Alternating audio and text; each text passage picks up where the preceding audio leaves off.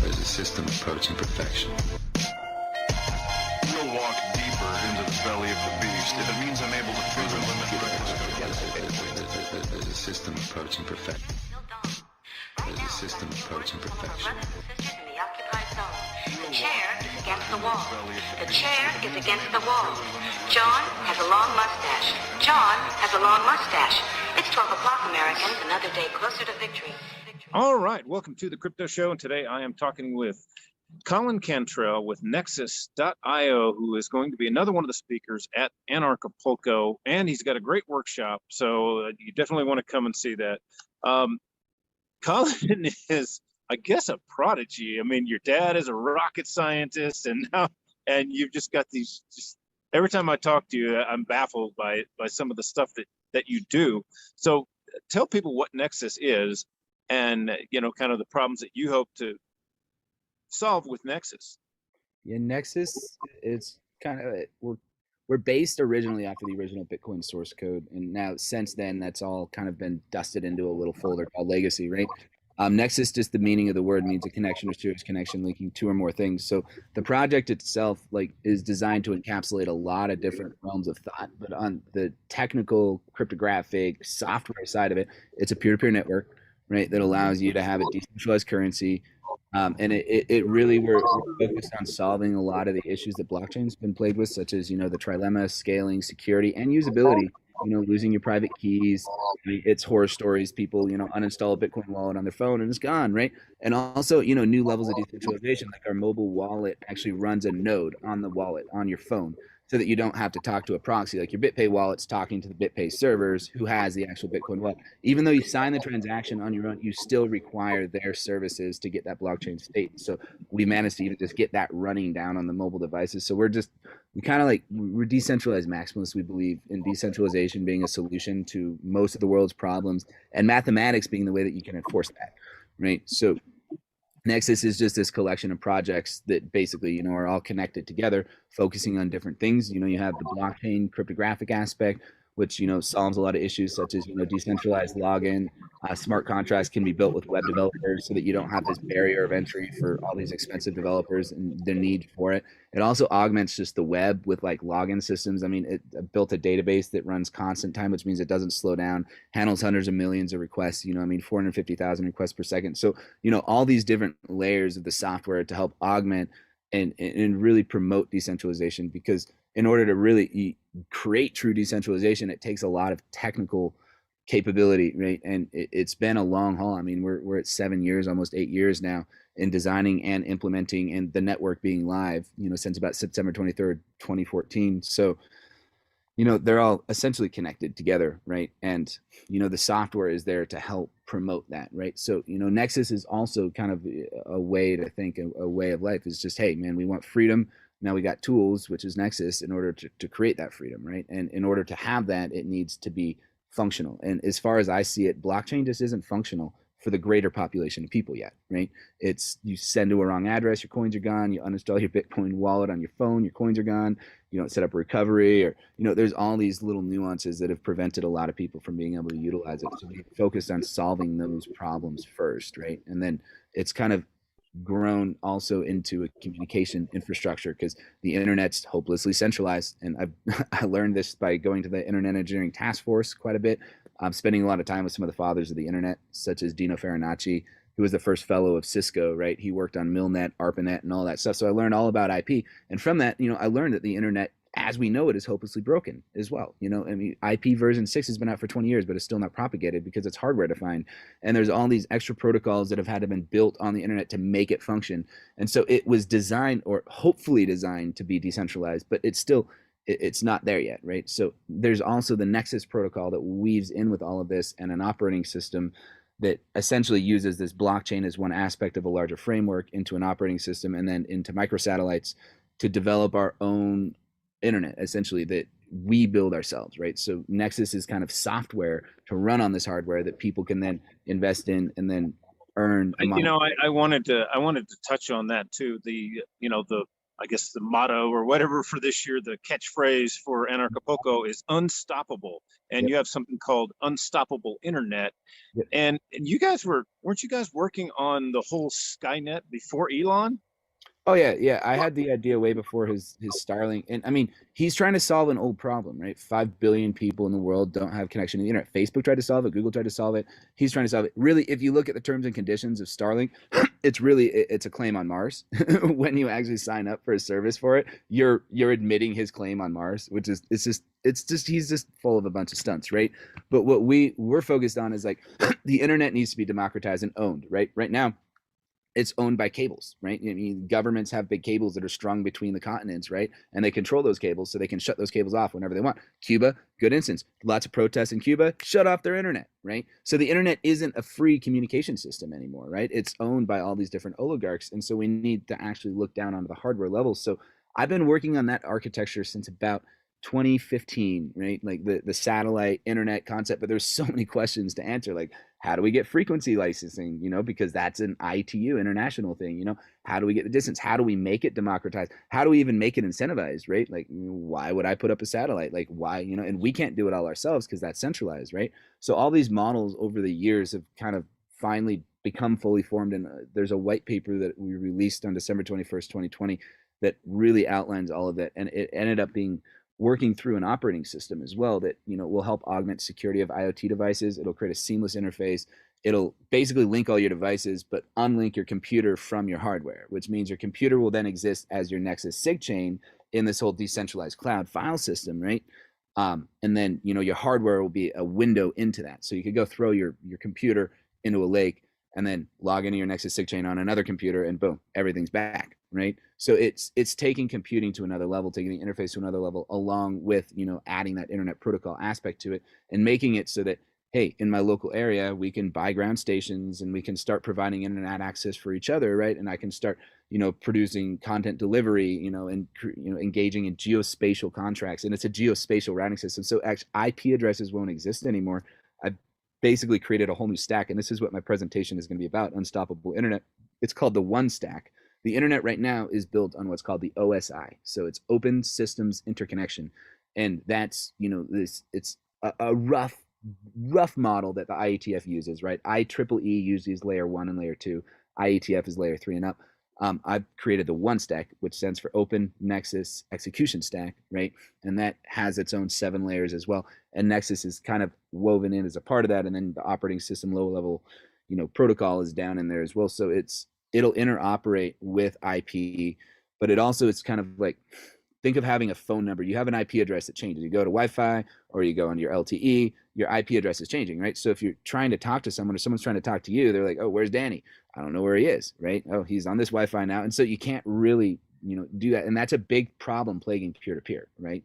Bitcoin has hundreds of thousands of nodes, but you only have 10,000 of them connectable.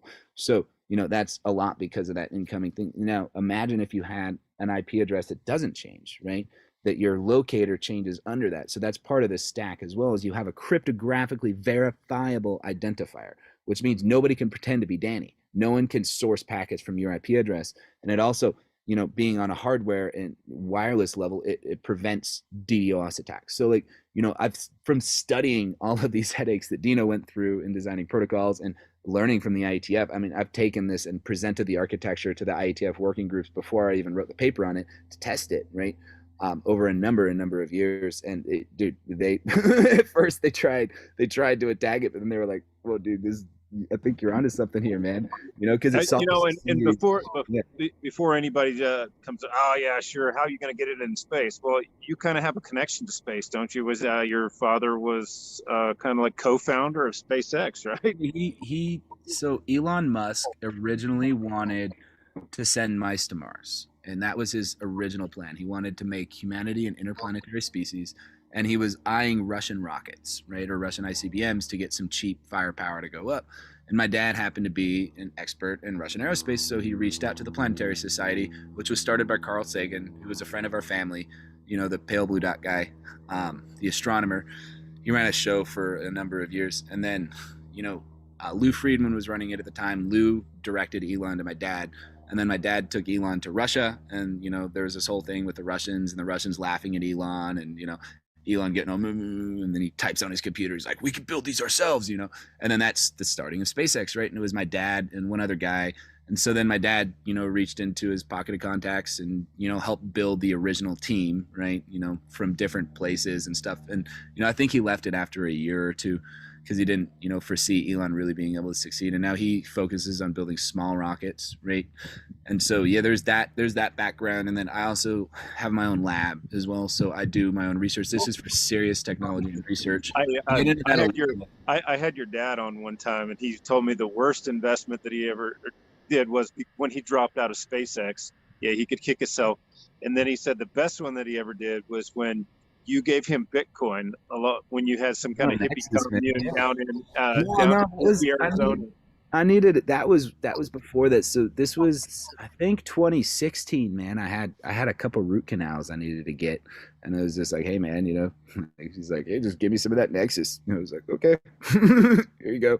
He made out pretty well on it, you know? So yeah, I mean, it's cool. It's been a fun project. And like, you know, what's really cool about what we can do with Nexus is you create these tokenization economic systems bounded around hardware that allows you to create incentives where you weren't able to do it before. That's why Facebook and Google were never able to do it, because there's no market to make fiber and copper going to all these billions of people, right? And then having to charge them for money when their economies are destroyed, right? So you really have this fundamental economic issue, which is why people don't have access to the internet. So how do you solve it? You solve the economic issue. And that's where we've done by creating economic value in places there was no value before. You buy the hardware, you install the software. Now you can start earning money in a complete crap economy where you couldn't do that before, right? And then that builds and builds, and then that creates more value in these areas, more people accept, you know, and it creates these economic pockets that grow themselves because the people that buy it are actually able to get a return on that hardware. Instead of your router costing you money and then you have to pay a monthly fee, it becomes the reverse of that you buy a ground station and then you charge a monthly fee.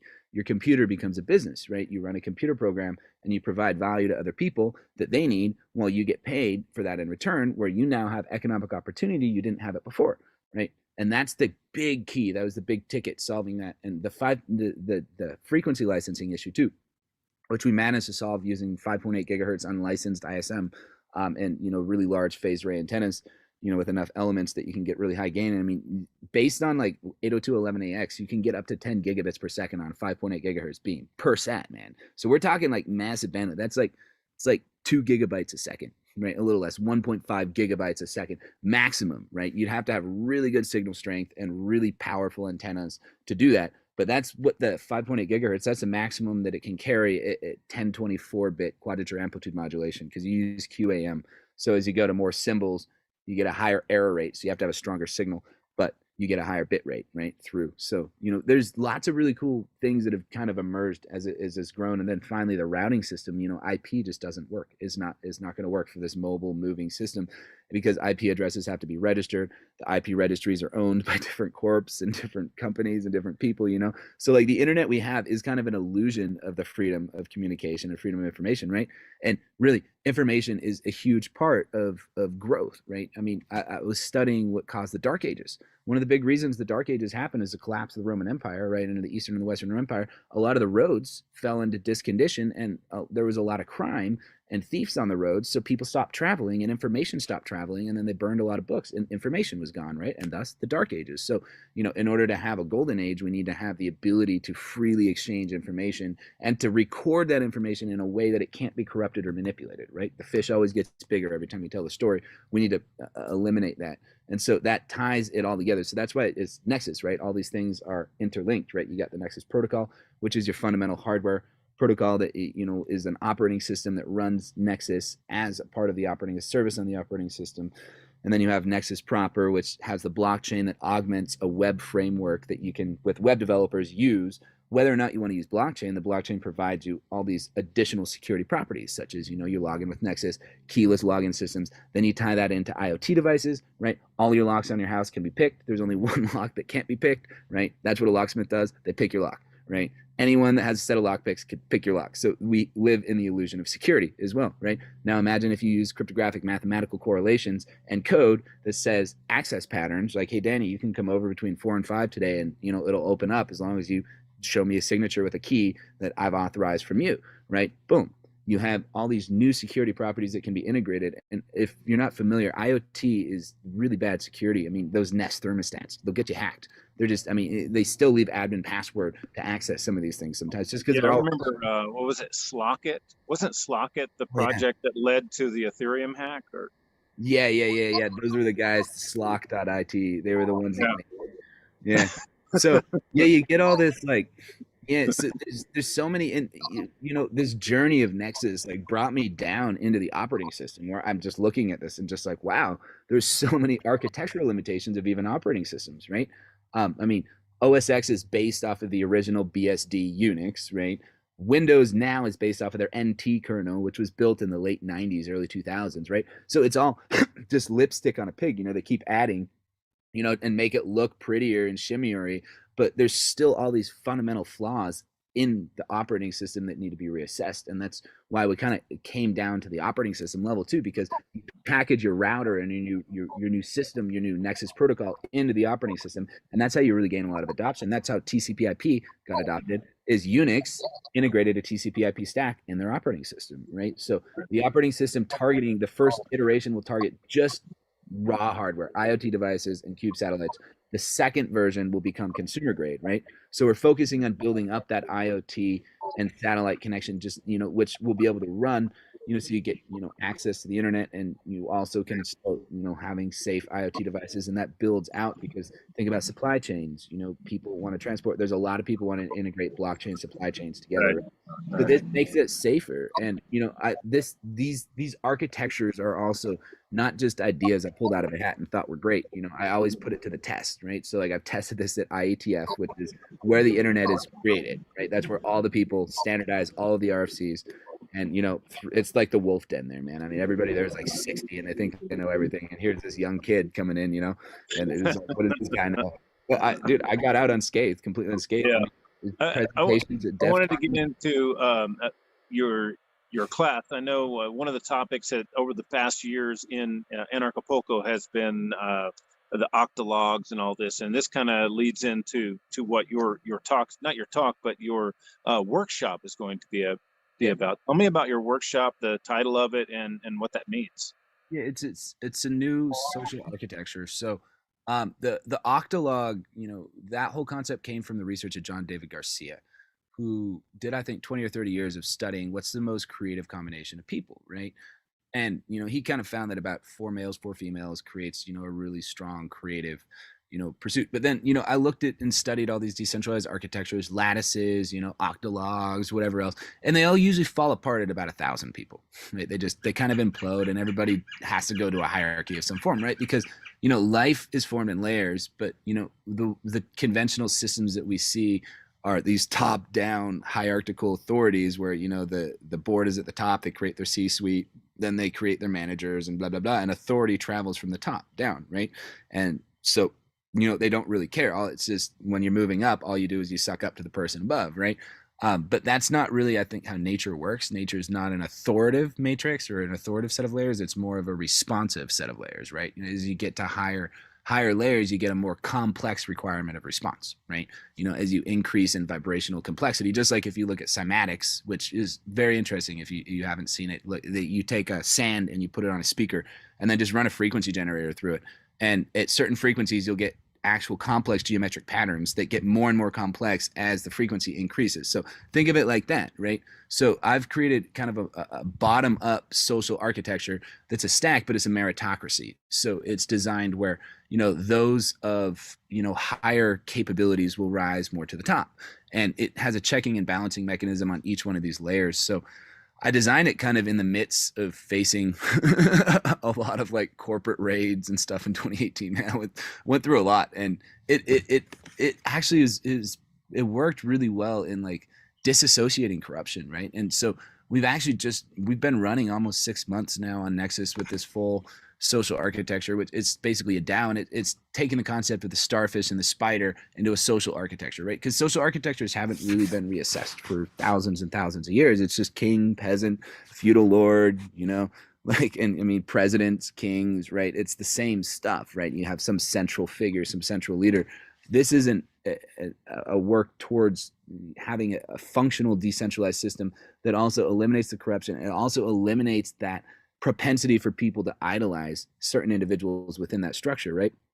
That's one thing that I found, with Octologs is that, there was a propensity for like one cell to gain more notoriety than another cell. And even though you have this lattice, it's still going to form this layer. But then if you don't properly define the protocol, when you don't leave it well defined, then that wiggle room is where corruption likes to do its thing, right?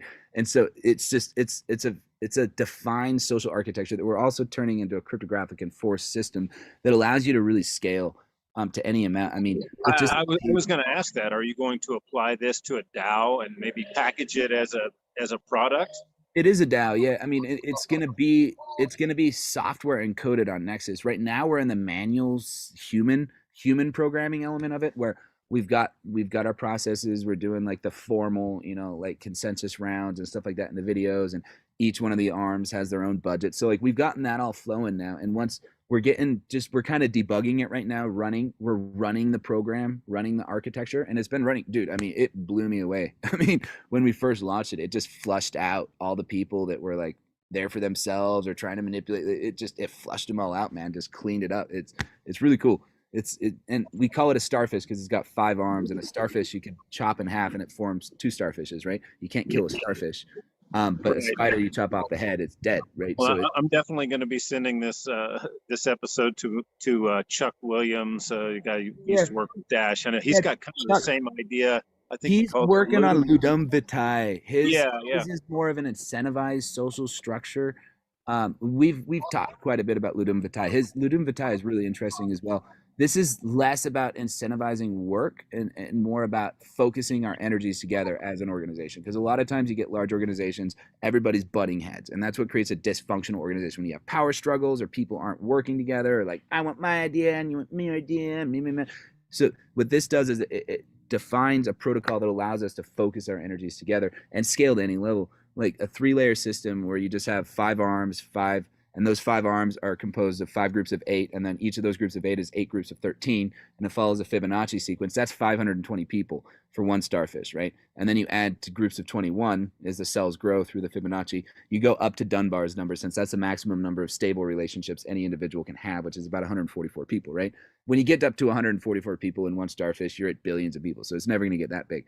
But, groups of 21 goes to 10,920 people, so it scales exponentially, right? It also maintains integrity because anytime you want to move up a layer, you have to be voted in by your group. So if somebody's a chair of an arm, they're actually still a facilitator of a group of 13, and they have to be voted into the creative layer.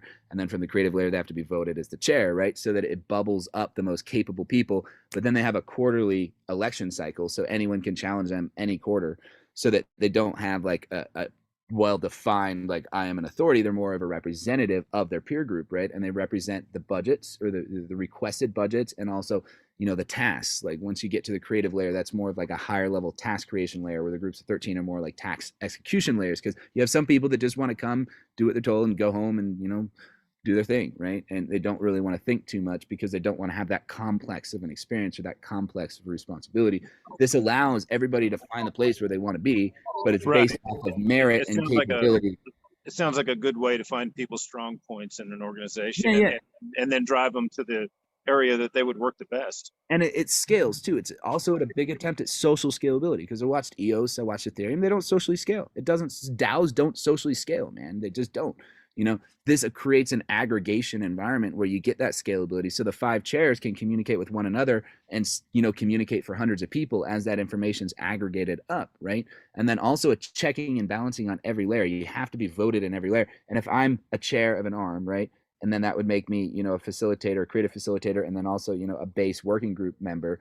If I get voted out of my working group on a quarter, I'm pulled all the way from the chair position all the way down to the stack. So it's bottom up, right? The bottom has the authority, and that, will be cryptographically authenticated. We'll make it into an API. So, you'll just be able to fire up your own DAOs when fully automated with code. Right now, you don't want to run immutable code until the algorithm's perfect, right? So we're in the testing phase. We're in the beta phase right now, running it. And it's been run for 6 months, and it's kicking butt, man. It's doing really good. Like I've been really surprised with actually how well it's been working, and how when you give people autonomy and their own budgets, like they're just, dude, like it's growing. It's like its own self-growing organic structure. You know, like I just get to be the Tau working group guy now. Like I don't, everything's just like, you know, fully consensus based. So yeah, that's going to be our workshop, and it's essentially it's a new social architecture that's designed to be more symbiotic with the way nature works, right? With the way our nature works, and also, you know, in a way that makes us all more effective together, and in a way that reduces politics and corruption as much as possible, so that we can have, you know, healthy, creative working environments that also scale socially, right? And then cryptographically enforces consensus based off of monetary, you know, some sort of monetary resource, right? So the consensus regulates, I guess, revenue or income. So you can actually run this into companies like, you know, for-profit, nonprofit, whatever else. And then this ties in with a whole other wave of other things too, like that we're doing with, so, you know, with serious technology and research and all that, like that's the lab, right? Where we're building and modeling the hardware. Like right now we're working on Adreno mesh networks, you know, parametric resonant hydrogen fuel cells, basically for new batteries that just hydrogen water-based batteries, studying electrokinetics as well. You know, there's certain effects with electricity, you know, like high energy microwaves or, you know, asymmetric capacitors charged to high voltage that create certain propulsions, right? Just with electricity. So if we can get that correct with, you know, a source of electricity through parametric resonance and water, and we can get electrokinetics working correctly, then we also have new potential technologies that will allow you know, I mean, I ultimately would like eventually to be able to just have a little drone or the sat even just to be able to launch itself, you know what I mean, with certain electrokinetic reactions and stuff, like, because chemical rockets are cool, but they're a little bit old school, they're pretty dangerous, they're somewhat unreliable, and you have a really tight tolerance between the weight of your fuel and actually your payload.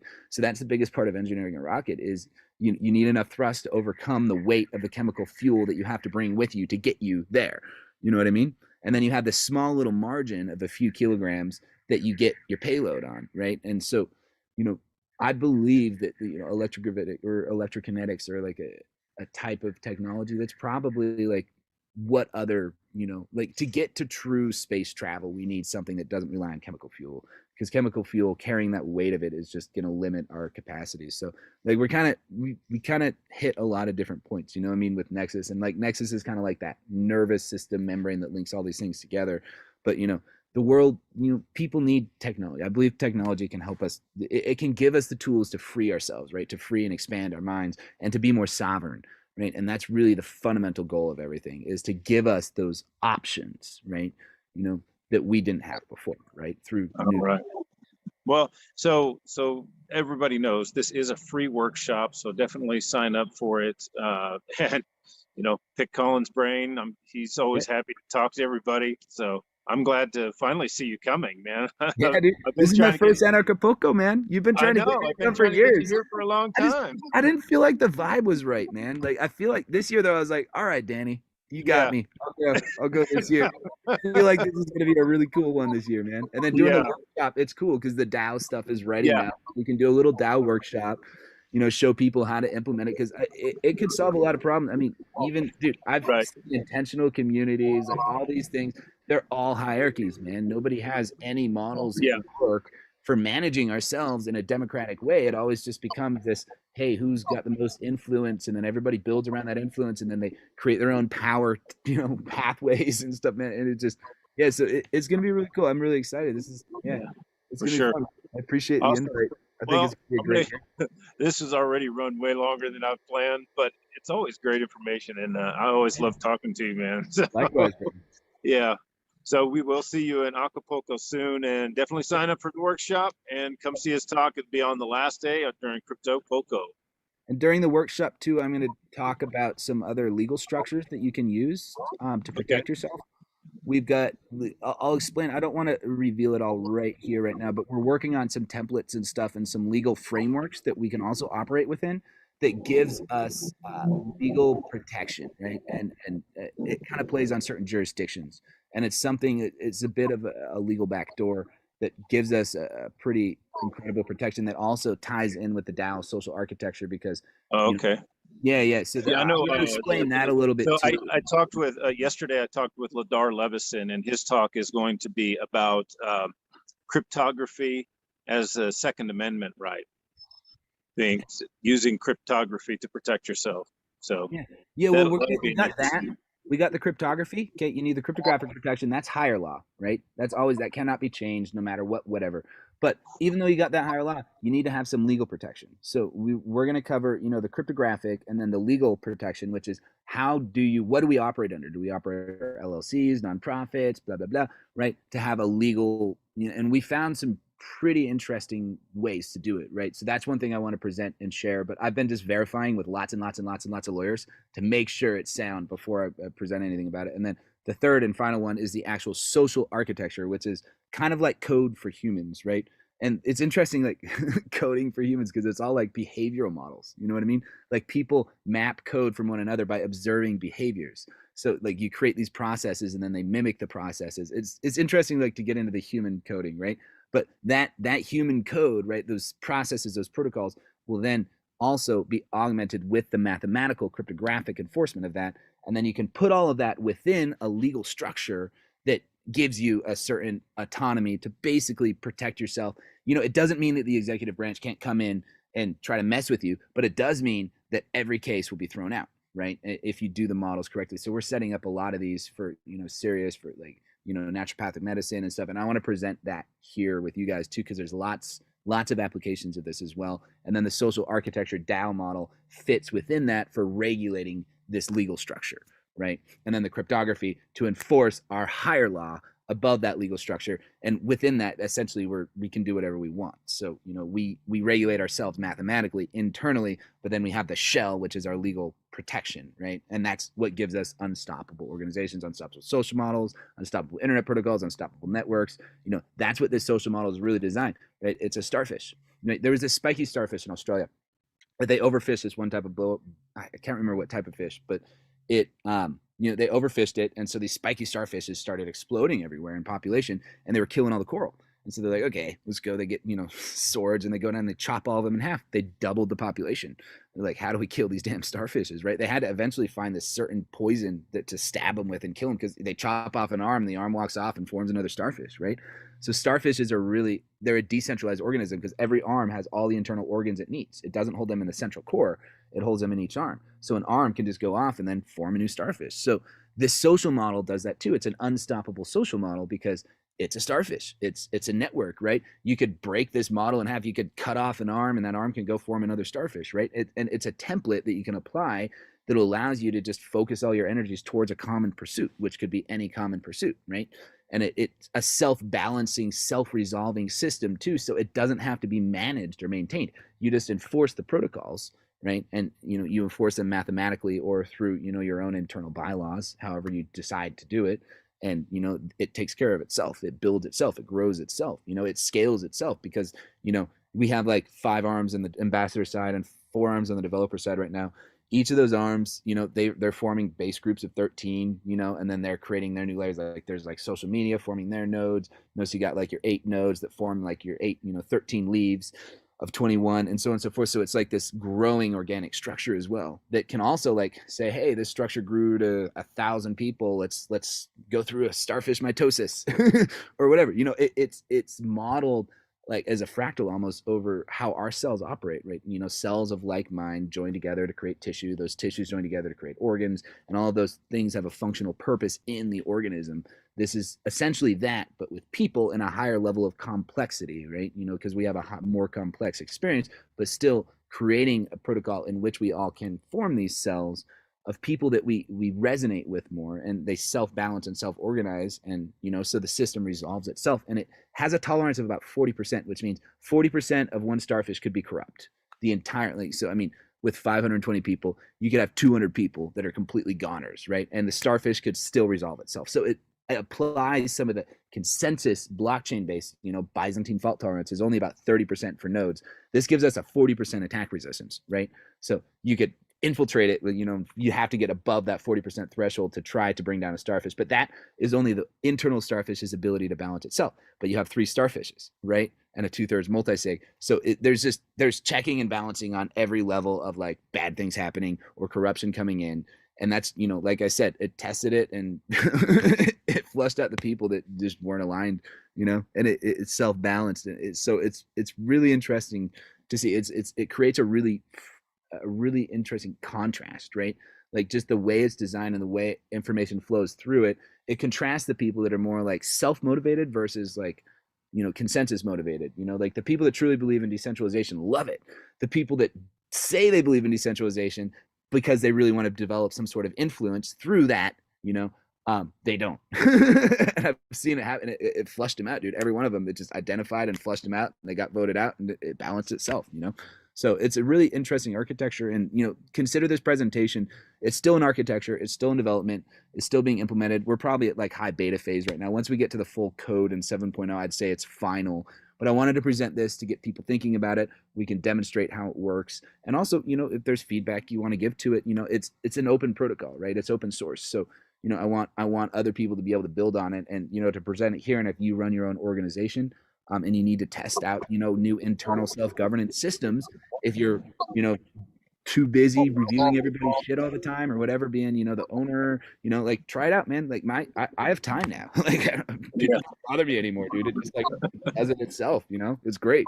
So yeah, it's gonna be cool, man. I'm happy. Awesome. It's gonna be cool to be able to present this. I've been developing this architecture for about 4 years, the social architecture, and studying human dynamics.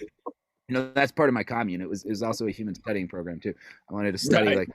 Yeah, it really was like, it was kind of funny. It wasn't a David Koresh thing, but yeah, it kind of became like a game show. Man, it was like, you're eliminated, get out. You're eliminated, go. But, so studying human dynamics is really important because like it kind of dawned on me in 2018, like, oh man, we haven't rethought social architecture for thousands of years.